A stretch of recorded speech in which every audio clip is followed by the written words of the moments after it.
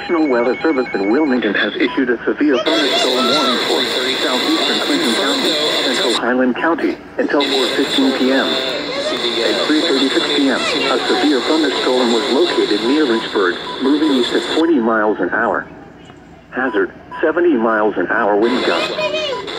Source, radar indicated. Southeastern Clinton County, Impact, central Highland County, considerable tree until damage. 4:15 p.m. Damage is likely to mobile homes, roofs, a severe and thunderstorm was outbuildings. located near Lynchburg, Locations moving east impacted at 40 include miles an hour. Hillsborough, Greenfield, Hazard, Lynchburg, 70 miles Leesburg, an hour New wind Vienna, gust. Marshall, Rocky Source, Fort, radar Highland indicated. Holiday, Russell, Impact, Rocky Fort Lake, expect considerable Samantha, tree damage. Rainsboro, Highland Damage County is Airport, likely and to Paint mobile Creek homes, State Park. roofs, and outbuildings.